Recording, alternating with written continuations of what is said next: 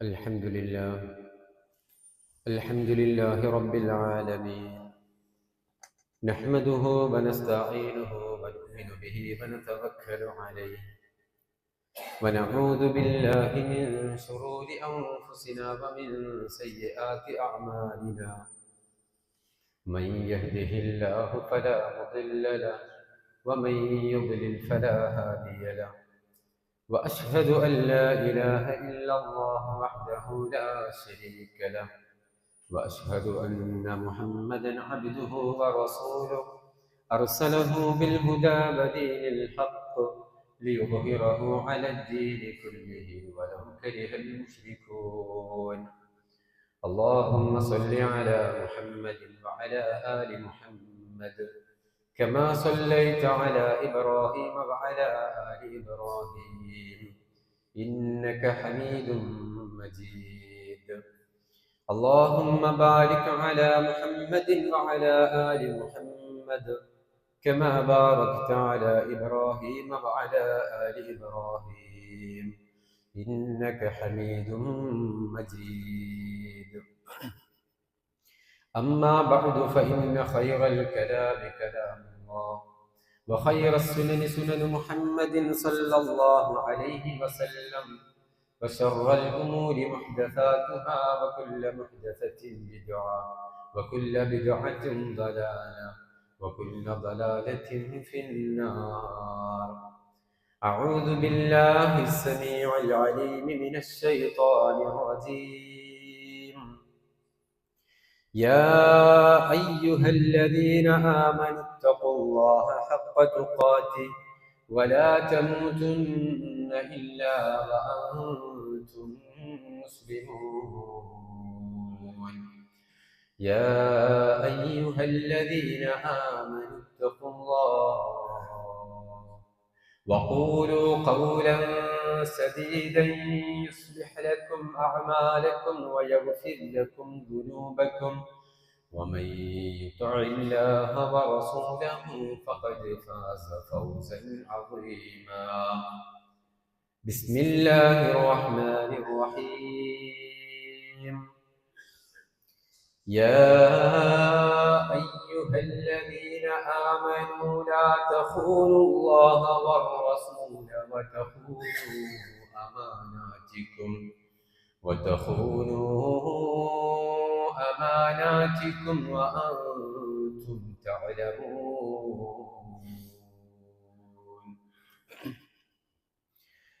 ഏറെ സ്നേഹം നിറഞ്ഞ സത്യവിശ്വാസികളെ, വിശ്വാസികളെ, റഹ്മാനും റഹീമുമായ അല്ലാഹു സുബ്ഹാനഹു വ തആലയുടെ വിധിവിലക്കുകളും നിയമനിർദ്ദേശങ്ങളും ജീവിതത്തിൻ്റെ രഹസ്യവും പരസ്യവുമായ മുഴുവൻ മേഖലകളിലും കാത്തു സൂക്ഷിച്ച് തഖ്വയോടുകൂടെ ജീവിക്കണേ എന്ന് ആമുഖമായി എന്നെയും നിങ്ങളെ ഓരോരുത്തരെയും ഓർമ്മപ്പെടുത്തുകയാണ്, വസിയ്യത്ത് ചെയ്യുകയാണ്. അല്ലാഹു സുബ്ഹാനഹു വ തആല നമ്മെ എല്ലാവരെയും അവൻ്റെ മുത്തഖീങ്ങളായ സ്വാലിഹീങ്ങളായ അടിമകളുടെ കൂട്ടത്തിൽ ഉൾപ്പെടുത്തി അനുഗ്രഹിക്കുമാറാവട്ടെ. പാരത്രിക ലോകത്ത് തഖ്വയുള്ളവർക്ക് വേണ്ടി മാത്രം അവൻ തയ്യാർ ചെയ്തു വെച്ച സ്വർഗത്തിൽ പ്രവേശിക്കാൻ ഭാഗ്യം ലഭിക്കുന്ന ആളുകളുടെ കൂട്ടത്തിൽ അല്ലാഹു നമ്മെ എല്ലാവരെയും ഉൾപ്പെടുത്തി അനുഗ്രഹിക്കുമാറാവട്ടെ. സഹോദരങ്ങളെ, വിശുദ്ധ ഖുർആൻ സൂറ മുൽക്കിൻ്റെ 15-ാമത്തെ വചനം നമുക്ക് ഓരോരുത്തർക്കും സുപരിചിതമായ അധ്യായം, അതിലെ ആയത്താണ്.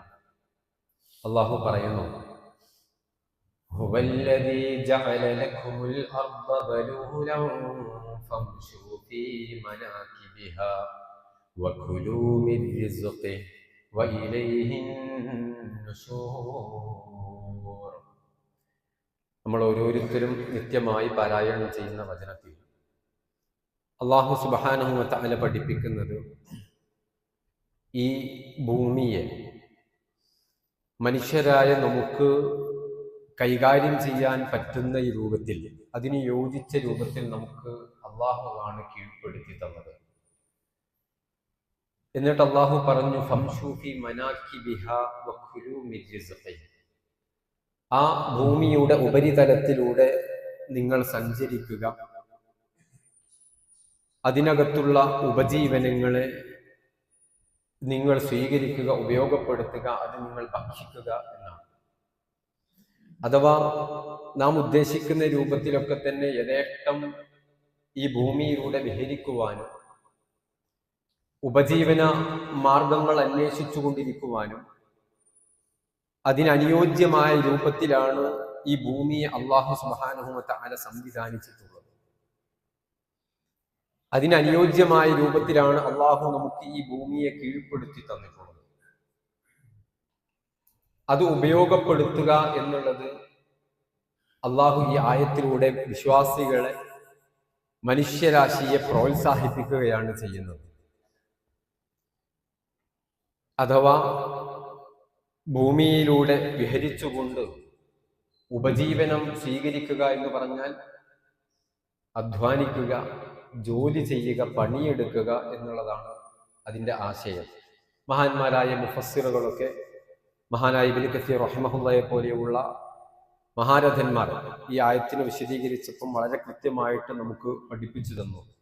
ആരോഗ്യം ഉപയോഗിച്ചുകൊണ്ട് ജോലി ചെയ്യുക, കച്ചവടം ചെയ്യുക, അതിലൂടെ സമ്പാദിക്കുക, ഹലാലായ രൂപത്തിലുള്ള സമ്പാദനം, ജോലി, കച്ചവടം, ഇതിനെയൊക്കെ ഇസ്ലാം അങ്ങേയറ്റം പ്രോത്സാഹിപ്പിക്കുന്നു എന്നുള്ളതാണ് ഇത്തരം ആയത്തുകളിലൂടെ, ഹദീസുകളിലൂടെയൊക്കെ നമുക്ക് മനസ്സിലാക്കാൻ സാധിക്കുന്നത്. പരിശുദ്ധ ദീനുൽ ഇസ്ലാം, പ്രകൃതി മതമായ ദീനുൽ ഇസ്ലാം, ഒരു മനുഷ്യന്റെ ജീവിതത്തിന്റെ നിഖില മേഖലകളെയും അത് ഇടപെട്ടിട്ട് അതിന് നിർദ്ദേശങ്ങളും നിയമാവലികളും ഒക്കെ പഠിപ്പിച്ചു തരും. അപ്രകാരം തന്നെ നമ്മുടെ ജോലിയുമായി ബന്ധപ്പെട്ട് ഇന്നലെ മെയ് 1 മെയ് ദിനം ജോലിക്കാരുടെ അവകാശത്തെക്കുറിച്ച് സംസാരിക്കുന്ന പല നിർദ്ദേശങ്ങളും മുന്നോട്ട് വെക്കുന്ന, കാഴ്ചപ്പാടുകളൊക്കെ മുന്നോട്ട് വെക്കുന്ന ഒരു ദിനമായിട്ട് ആ ദിനത്തെ പ്രഖ്യാപിക്കുകയും അങ്ങനെ ഒരു ദിനം ആചരിക്കുകയും ഒക്കെ ചെയ്യുമ്പോൾ അള്ളാഹുവിന്റെ വിശുദ്ധ ദീനുൽ ഇസ്ലാമിന് എന്താണ് ഈ വിഷയകമായി നമ്മോട് പറയാനുള്ളത്? ഇത് ഏതെങ്കിലും പുതുതായിട്ട് വന്ന ഒരു ദിനാചരണത്തിൽ ആളുകൾ പ്രഘോഷിക്കുന്ന, അത്തരം പ്രചരിപ്പിക്കുന്ന കാര്യങ്ങളാണോ? അതാണോ ജോലിക്കാരുടെ അവകാശങ്ങളെ കുറിച്ച് പറയാനുള്ളത്? തൊഴിലാളികളുടെ അവകാശത്തെക്കുറിച്ച് സംസാരിക്കുന്നത് അത്തരം ദിനങ്ങളിലാണോ? അതല്ല ഇസ്ലാമിന് എന്തെങ്കിലും സംസാരിക്കാനുണ്ടോ എന്ന് നമ്മൾ ഓരോരുത്തരും ആലോചിക്കേണ്ടതുണ്ടോ? അല്ലാഹു സുബ്ഹാനഹു വ തആല നമ്മൾ ഓരോരുത്തരും വിശ്വാസികൾ എന്നുള്ള നിലക്ക് നമ്മൾ ഓരോരുത്തരും ജോലി ചെയ്യുന്നവരാണ്, ജോലി ചെയ്യിപ്പിക്കുന്നവരാണ്, കച്ചവടം ചെയ്യുന്നവരാണ്, അഥവാ ധനസമ്പാദനത്തിന്, കുടുംബത്തെ പോറ്റാൻ വേണ്ടി അധ്വാനിക്കുന്നവരാണ് നമ്മൾ ഓരോരുത്തരും. അതുകൊണ്ട് തന്നെ എല്ലാ മേഖലകളിലും നിയമങ്ങളും നിർദ്ദേശങ്ങളും നൽകുന്ന വിശുദ്ധ ദീനുൽ ഇസ്ലാമിന് നമ്മുടെ തൊഴിലിടങ്ങളുമായി തൊഴിലാളികളോട് ചിലത് പറയാനുണ്ട്, തൊഴിലെടുപ്പിക്കുന്നവരോട് ചിലത് ഇസ്ലാമിന് പറയാനുണ്ട്.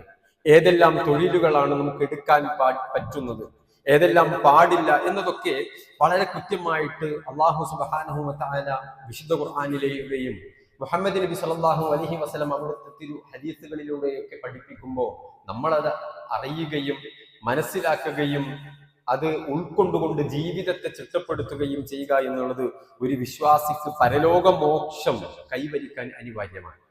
അവിടെയാണ് ചില കാര്യങ്ങൾ നമ്മൾ ഓരോരുത്തരും മനസ്സിലാക്കേണ്ടത്. എല്ലാ ജോലികളും ഒരു വിശ്വാസിക്ക് യോജിച്ചതല്ല എന്ന് നമുക്ക് ഓരോരുത്തർക്കും അറിയാവുന്നതാണ്. ജോലി ചെയ്യാൻ ഇസ്ലാം പ്രോത്സാഹിപ്പിക്കുന്നുണ്ട്. നബി സല്ലല്ലാഹു അലൈഹി വസല്ലമ ഒരുപാട് ഹദീസുകളിലൂടെ അതിനെ പ്രോത്സാഹിപ്പിക്കുന്നുണ്ട്. പക്ഷേ മദ്യപാനവുമായി ബന്ധപ്പെട്ട, ലഹരിയുമായി ബന്ധപ്പെട്ട ജോലികൾ, പുകയില ഉൽപ്പന്നങ്ങളുടെ വിൽപ്പന, അതുമായി ബന്ധപ്പെട്ട മറ്റു ജോലികൾ, ഇതൊന്നും പാടില്ല എന്ന് പറയേണ്ടതില്ല. പലിശയുമായി ബന്ധപ്പെട്ട ഇസ്ലാം വളരെ അതിശക്തമായി അല്ലാഹു സുബ്ഹാനഹു വ തആല ശപിച്ചിട്ടുണ്ട് എന്ന് റസൂലുള്ളാഹി സ്വല്ലല്ലാഹു അലൈഹി വസല്ലമ പഠിപ്പിച്ച ജോലികൾ, ഇതൊന്നും പാടില്ല എന്ന് നമുക്കറിയാം. അതുപോലെ തന്നെ മറ്റുള്ളവരെ ഉപദ്രവിക്കുന്നതുമായി ബന്ധപ്പെട്ട് ചില ജോലികളായി ഏറ്റെടുത്ത കൊട്ടേഷൻ സംഘങ്ങളൊക്കെ ഉണ്ടല്ലോ, ഇത്ര പണം കൊടുത്തിട്ട് ജോലിക്കാരെ, അല്ലെ, അതൊക്കെ ഇസ്ലാം നിഷിദ്ധമാക്കി എന്നുള്ളത് ഹദീസും ആയത്തും ഉദ്ധരിക്കാതെ തന്നെ നമുക്കറിയാം.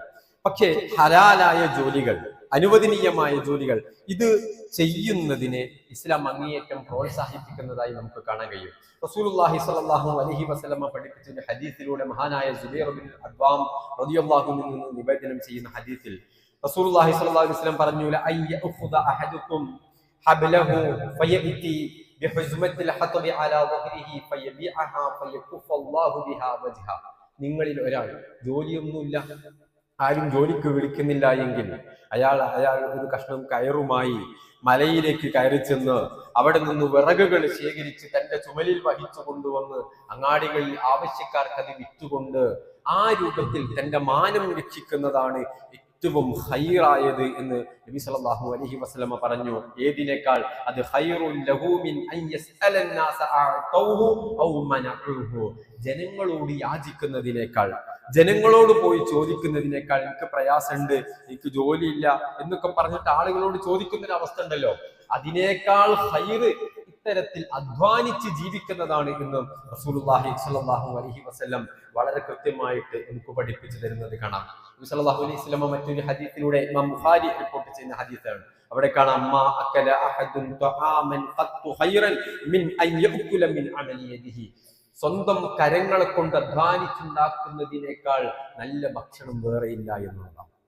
അങ്ങനെ അധ്വാനിച്ചുണ്ടാക്കിയിട്ട് നമ്മൾ കഴിക്കുന്ന ഭക്ഷണം ഉണ്ടല്ലോ, അതിനോളം നല്ലത് മറ്റൊന്നില്ല എന്ന് റസൂലുള്ളാഹി സ്വല്ലല്ലാഹു അലൈഹി വസല്ലം പഠിപ്പിക്കുകയാണ്. നബി സല്ലല്ലാഹു അലൈഹി വസല്ലം ദാവൂദ് നബി അലൈഹി സ്വലാത്തു വസ്സലാമിനെ കുറിച്ച് പറയുന്നുണ്ട്.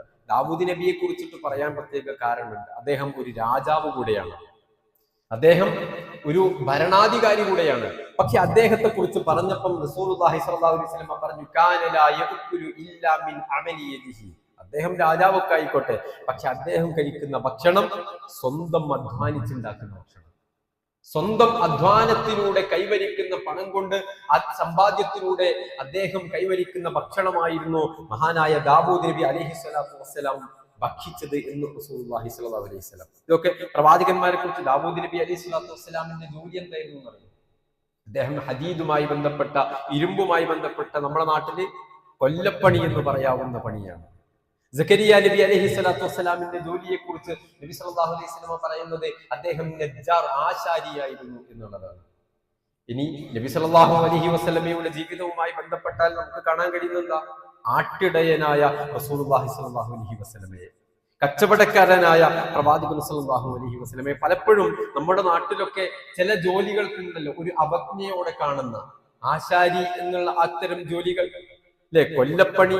നോക്കൂ, നബി സല്ലല്ലാഹു അലൈഹി വസല്ലമ നമുക്ക് പഠിപ്പിച്ചു തന്ന, പേരെടുത്തു പറഞ്ഞു തന്ന ചില ജോലികൾ ഇന്ന് പലരും തറവാടിത്വം കൊണ്ടും കുലമഹിമ കൊണ്ടും അവജ്ഞയോടെ തള്ളിക്കളയുന്ന ജോലിയെ മോശമല്ല എന്ന് പ്രവാചകന്മാരുടെ ചരിത്രത്തിലൂടെ, അവരുടെ ജീവിതത്തിലൂടെ ഒരു ജോലിയും മോശമല്ല എന്നും എല്ലാ ജോലിക്കും അതിൻ്റെതായ മാന്യത നിങ്ങൾ നൽകണമെന്നും നമ്മോട് പറയാൻ, വിശ്വാസികളോട് പറയാൻ. ചിലതിനെ കാറ്റഗറൈസ് ചെയ്ത് അവിടെ അല്ലെ, കുറച്ചു മുമ്പ് കാലഘട്ടത്തിലൊക്കെ ഉണ്ടായിരുന്നു, അവിടെ പോവാൻ പാടില്ല, അവിടുന്ന് ഭക്ഷണം കഴിക്കാൻ പാടില്ല, അവരുമായി വിവാഹബന്ധം പാടില്ല എന്നൊക്കെ. ഇല്ല, ലാ ഫദ്ല ലി അറബിയ്യിൻ അലാ അജമിയ്യിൻ എന്നൊക്കെ നബി സല്ലല്ലാഹു അലൈഹി വസല്ലം നമ്മളെ പഠിപ്പിച്ചത് നമുക്ക് കാണാൻ കഴിയും. ഒരു തരത്തിലുള്ള മേൽക്കോയ്മയും വെളുത്തവന് കറുത്തവനേക്കാളോ അറബിക്ക് അനറബിയേക്കാളോ ഒരു തരത്തിലും ഒരാൾക്കും ഒന്നിന്റെ പേരിലും ഇല്ല. തഖ്വ കൊണ്ടല്ലാതെ. ആരാവട്ടെ അള്ളാഹുവിനെ സൂക്ഷിച്ച് ജീവിക്കുന്നുണ്ടോ അവരാണ് ഖൈറുക്കും, നിങ്ങളിൽ അത്യുത്തമരെന്ന്. ഇന്ന അക്രമക്കും ഇൻദല്ലാഹി അത്ഖാക്കും. തഖ്വയുള്ളവരാണോ അവർക്ക്, അയാൾ ആരാവട്ടെ, ഏത് ജോലി ചെയ്യുന്നവനാവട്ടെ, അയാളാണ് അള്ളാഹുവിന്റെ അടുത്ത് ആദരണീയമായ സ്ഥാനമുള്ളവർ, മഹിതമായ സ്ഥാനമാനങ്ങളുള്ളവർ എന്ന് റസൂലുള്ളാഹി സ്വല്ലല്ലാഹു അലൈഹി വസല്ലം പഠിപ്പിക്കുന്നു. വിശുദ്ധ ഖുർആനിന്റെ വചനങ്ങൾ പഠിപ്പിക്കുന്നു. നമ്മുടെ കണ്ണിൽ ചിലപ്പോൾ അയാൾ മോശക്കാരനാവും, അയാളൊരു വൈറ്റ് കോളർ ജോബ് ആയിരിക്കില്ല, അയാളൊരു സാദാ സീത ആളായിരിക്കും. പക്ഷെ അള്ളാഹുവിന്റെ സമീപത്ത് നമ്മളെക്കാൾ എത്രയോ ഉന്നതിയിലായിരിക്കും അയാളെന്ന് വിശ്വാസികളായ നമ്മൾ മനസ്സിലാക്കണം. തഖ്വയുണ്ടെങ്കിൽ നമ്മൾ മനസ്സിലാക്കേണ്ടതുണ്ട്. അതുകൊണ്ട് ഒന്നും മോശമല്ല എന്ന് വളരെ കൃത്യമായി കൊണ്ട് നമ്മൾ ഓരോരുത്തരും മനസ്സിലാക്കണം. നബി സല്ലല്ലാഹു അലൈഹി വസല്ലം അല്ലാഹു സുബ്ഹാനഹു വ തആല പഠിപ്പിക്കുന്നതായിട്ട് ചില കാര്യങ്ങൾ ഇനിയും ഇത്തരം വിഷയങ്ങൾ നമുക്ക് പഠിപ്പിച്ചു തരുന്നുണ്ട്. അള്ളാഹുവിന്റെ നിയമങ്ങളും നിർദ്ദേശങ്ങളും അനുസരിച്ചാണ് സഹോദരങ്ങളെ നമ്മൾ ജോലി ചെയ്യുന്നതെങ്കിൽ, നമ്മൾ ബിസിനസ് ചെയ്യുന്ന, നമ്മൾ കച്ചവടം ചെയ്യുന്നതെങ്കിൽ അത് ഏറെ പ്രതിഫലാർഹമായ ഇബാദത്തായിട്ടാണ് ഇസ്ലാം പഠിപ്പിക്കുന്നത്. നമുക്ക് വേണ്ടി നമ്മൾ അധ്വാനിക്കുന്ന അധ്വാനങ്ങൾ അള്ളാഹുവിന്റെ സമീപത്ത് പുണ്യകർമ്മമാണെന്നും പ്രതിഫലയോഗ്യമാണെന്നും അത് ഇബാദത്തായിട്ടും റസൂലുള്ളാഹി സ്വല്ലല്ലാഹു അലൈഹി വസല്ലം പഠിപ്പിക്കുന്നു. എത്രത്തോളം എന്നറിയുമോ? ഒരു കച്ചവടക്കാരൻ, നബി സല്ലല്ലാഹു അലൈഹി വസല്ലം പറയാം, അത്താജിർ, ഒരു കച്ചവടക്കാരൻ, അൽ മുസ്ലിമു സദൂഖുൽ അമീൻ, സത്യസന്ധനായ വിശ്വസ്തനായ ഒരു കച്ചവടക്കാരൻ, യുഹ്ശറു, അയാൾ പരലോകത്ത് ഒരുമിച്ച് കൂട്ടുന്നത് മഅൻ നബിയ്യീന വസ്സുദ്ദീഖീൻ, ആരോടൊപ്പമാണ്? പ്രവാചകന്മാരോടൊപ്പം. ചില്ലറ ഭാഗ്യമല്ല അത്, അയാൾക്ക് വലിയ മാഹിതമായ സ്ഥാനമാണ് പരലോകത്തുള്ളത് എന്ന്, ഷഹീദിന്റെ സ്ഥാനമുണ്ട് എന്ന് മറ്റൊരു റിവായത്ത് നമുക്ക് കാണാൻ കഴിയും. ആർക്ക്? കച്ചവടക്കാരൻ. ഏത് കച്ചവടക്കാരൻ?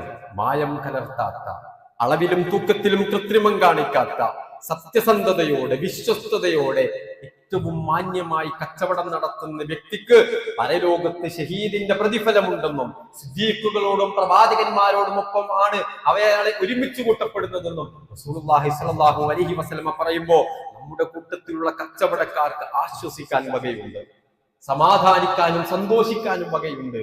എനിക്ക് ആ പദവി ലഭിക്കണമെന്ന രൂപത്തിലാണ് ഞാനും നിങ്ങളും കച്ചവടം നടത്തേണ്ടത്. ചെറുതോ വലുതോ എന്നുള്ളതല്ല, ഏത് കച്ചവടവും ഹലാലാണോ ഹറാമാണോ പരിശോധിക്കണം. ഹക്കും ബാത്തിലും വേർതിരിച്ചിട്ട് അത്തരം മേഖലകളിൽ ജീവിക്കാൻ, ജോലി ചെയ്യാനും കച്ചവടം നടത്താനും എനിക്കും നിങ്ങൾക്കും സാധിക്കണമെന്ന നബി സല്ലല്ലാഹു അലൈഹി വസല്ലം പറഞ്ഞു. നമ്മളൊക്കെ ജോലി ചെയ്യുന്നത് എന്തിനാ? നമ്മൾ രാവിലെ മുതൽ വൈകുന്നേരം വരെ ജോലിയിൽ ഏർപ്പെടുന്നത് എന്തിനാ? മണിക്കൂറുകളോളം കഷ്ടപ്പെടുന്നത് എന്തിനാ? കുടുംബത്തെയും നാടിനെയും കൂട്ടുകാരെയും സമൂഹത്തെയും വീടിനെയൊക്കെ വിട്ടിട്ട് മണലാരണ്യങ്ങളിൽ പ്രവാസികളായിട്ട് ജോലി ചെയ്യുന്നത് എന്തിനാ?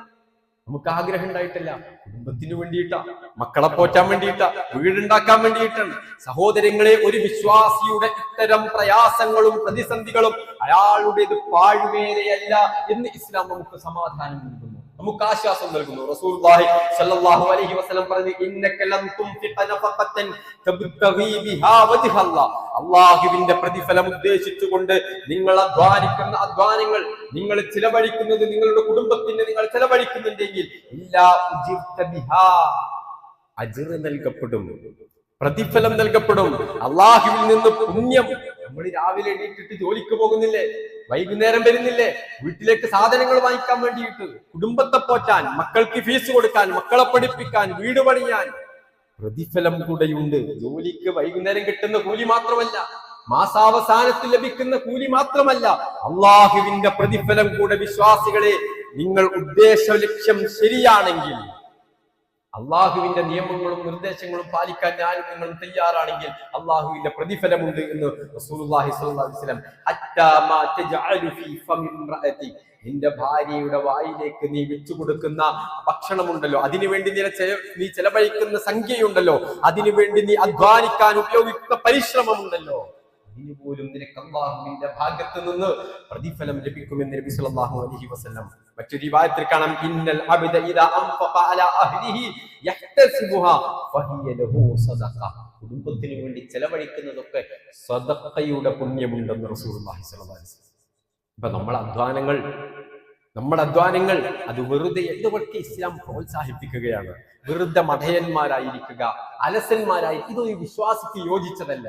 അവിടെയൊക്കെ ഇത്തരം ഇസ്ലാമിന്റെ നിർദ്ദേശങ്ങൾ വളരെ കൃത്യമായിട്ട് നമ്മൾ ഓരോരുത്തരും ശ്രദ്ധിക്കണമെന്നാണ് റസൂലുള്ളാഹി സ്വല്ലല്ലാഹു അലൈഹി വസല്ലം നമ്മളോട് പഠിപ്പിക്കുന്നത്.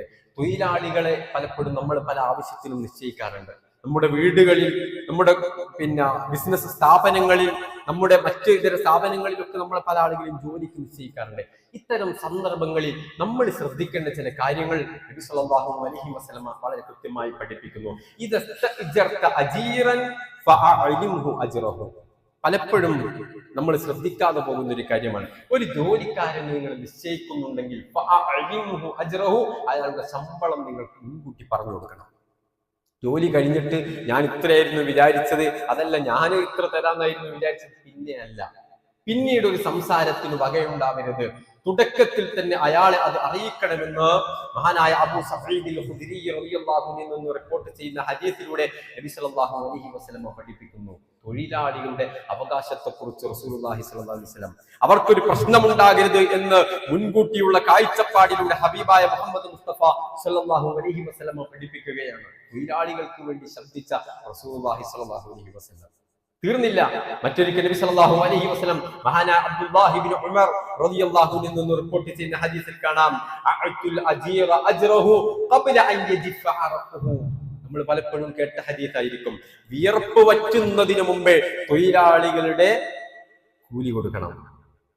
എന്താ അതുകൊണ്ട് ഉദ്ദേശിക്കുന്നത്? അയാളെ ജോലി എടുത്തിട്ട് പിന്നെ പ്രയാസപ്പെടുത്തുന്ന ആളുകളുണ്ട്. കൂലിക്ക് പിന്നെ അയാളുടെ പിന്നാലെ നടക്കുക, ശമ്പളത്തിന് പിന്നെ ആ ജോലി എടുപ്പിച്ച ആളുടെ പിന്നാലെ നടക്കുന്ന ഒരു അവസ്ഥ, ഇത് ഒരു വിശ്വാസിയുടെ ജീവിതത്തിൽ ഉണ്ടാവരുത് എന്ന് റസൂലുള്ളാഹി സ്വല്ലല്ലാഹു അലൈഹി വസല്ലം പഠിപ്പിക്കുകയാണ്. സഹോദരങ്ങളെ, എത്രത്തോളം മാനവികതയുള്ള നിർദ്ദേശങ്ങളാണ്! തൊഴിലാളികളുടെ അവകാശങ്ങൾ ലഭ്യമാക്കുന്നതിന് ഇസ്ലാം മുന്നോട്ട് വെച്ച നിർദ്ദേശങ്ങൾ.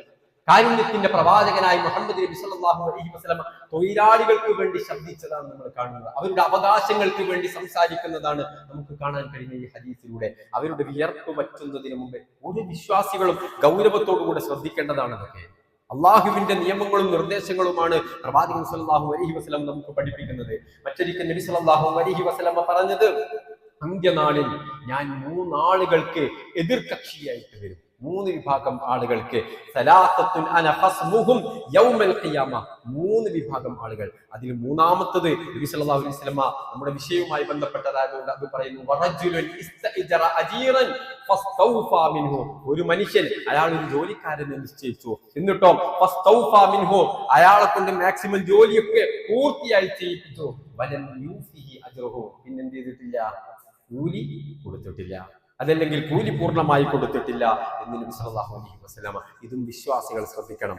അഥവാ ആദ്യം കൂലി പറയണം, ആ പറഞ്ഞ കൂലി അവസാനം ഉണ്ടല്ലോ ഒരു കുറയ്ക്കൽ, അതൊരു വിശ്വാസിക്ക് യോജിച്ചതല്ല എന്ന് റസൂലുള്ളാഹി സ്വല്ലല്ലാഹു അലൈഹി വസല്ലം വളരെ കൃത്യമായി കൊണ്ട് നമുക്ക് പഠിപ്പിച്ചു തരാണ്. തൊഴിലാളികളുടെ അവകാശത്തെ പരിഗണിക്കുക എന്നുള്ളത് നമുക്ക് അനിവാര്യമായ വിഷയമായിട്ട് നബി സല്ലല്ലാഹു അലൈഹി വസല്ലം പഠിപ്പിക്കുന്നു.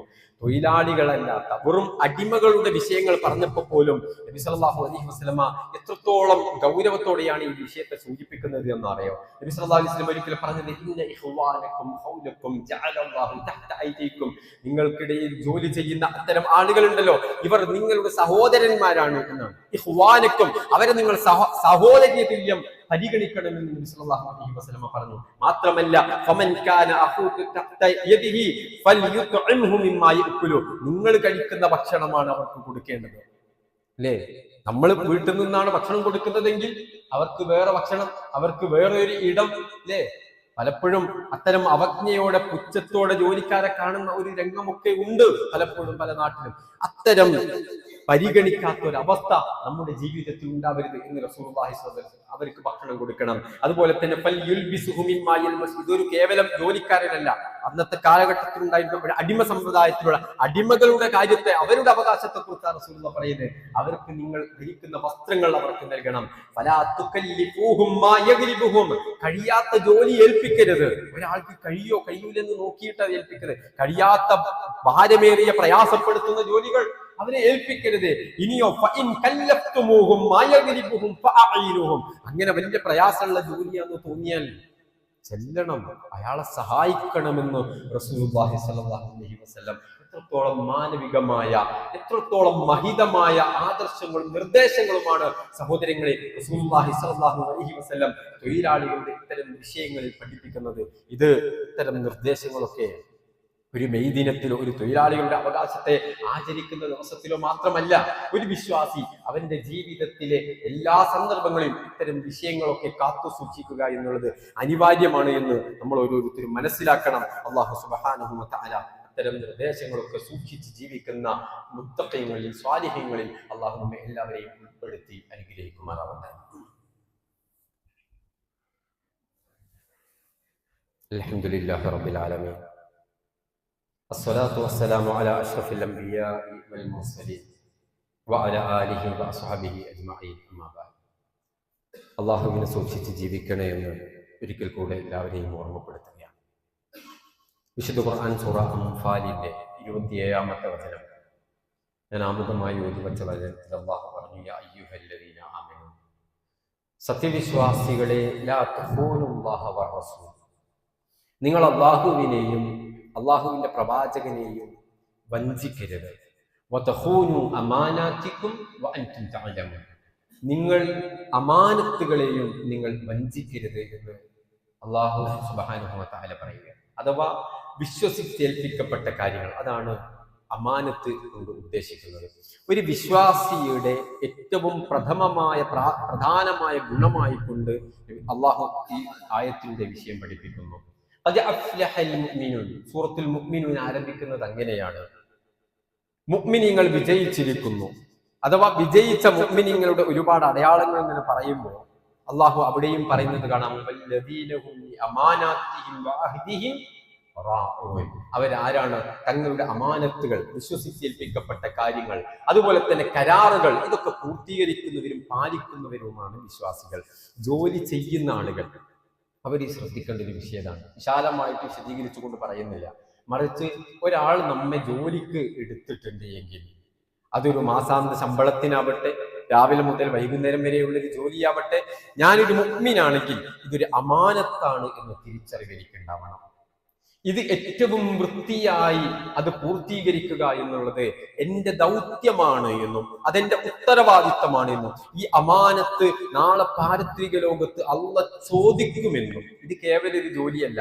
കുറച്ച് സമയത്ത് അവിടെ മുതലാളി ഇല്ല എങ്കിൽ ഞാൻ കുറച്ച് അവിടെ കിടന്നുറങ്ങി, അതല്ലെങ്കിൽ ഞാൻ കുറച്ച് മൊബൈലിൽ കളിച്ചു, അതല്ലെങ്കിൽ ആ രൂപത്തിലൊക്കെ എനിക്ക് അർഹതപ്പെടാത്ത രൂപത്തിലൊക്കെ ആ സമയം ചെലവഴിച്ച് വൈകുന്നേരം ആക്കിയിട്ട് ആ കൂലി വാങ്ങിയിട്ട് പോകുമ്പോൾ നമുക്കൊരു ഒരു ഉന്മേഷമൊക്കെ തോന്നും. കാരണം എന്താ? ഞാൻ ഇന്ന് അങ്ങനെ പണിയൊന്നും എടുത്തിട്ടില്ല, മുതലാളിനെ ഞാൻ എന്ത് ചെയ്തിട്ടുണ്ട്, അയാൾ വന്നിട്ടും നോക്കിയിട്ടൊന്നുമില്ല, ഞാൻ അയാളെ പറ്റിച്ചു എന്നൊക്കെ നമുക്ക് തോന്നിയേക്കാം. പക്ഷേ പല രൂപത്തിൽ ചോദിക്കും, അള്ളാഹുവിന്റെ മുമ്പിൽ ചോദ്യം ചെയ്യും. ഇത് അമാനത്താണ്, നിങ്ങളിൽ വിശ്വസിച്ച് ഏൽപ്പിച്ചിട്ടാണ് അയാൾ പോയിട്ടുള്ളത്. അയാൾക്ക് വരാൻ കഴിയാഞ്ഞിട്ടായിരിക്കും ചിലപ്പോ. നിങ്ങളിൽ ഒരു വിശ്വാസം ഉണ്ടാകും, ആ വിശ്വാസത്തെയാണ് നിങ്ങൾ ചൂഷണം ചെയ്തിട്ടുള്ളത്. ഇത് പരലോകത്ത് ഒരു വിശ്വാസിയെ സംബന്ധിച്ചിടത്തോളം അപകടമാണ്. അയാൾക്ക് അപകടങ്ങൾ ഉണ്ടാക്കി തരുന്നതാണ് ജോലിയിൽ ഇത്തരം വഞ്ചന കാണിക്കുക എന്നുള്ളത് നബി സല്ലല്ലാഹു അലൈഹി വസല്ലമ പഠിപ്പിക്കുന്നു.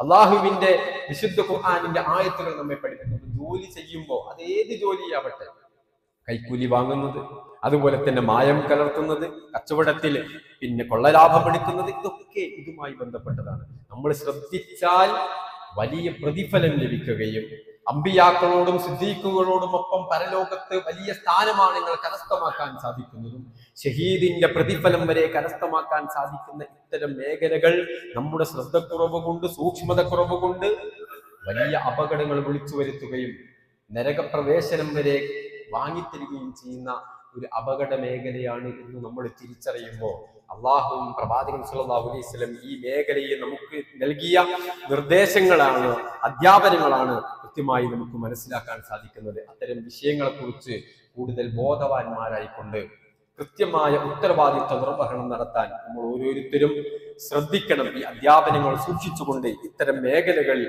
സൂക്ഷ്മതയോടുകൂടെ നമ്മൾ ഇടപെടണമെന്നാണ് എന്നോടും നിങ്ങളോടും ഒക്കെ ഓർമ്മപ്പെടുത്താനുള്ളത്. അല്ലാഹു സുബ്ഹാനഹു വ തആല അനുഗ്രഹിക്കട്ടെ.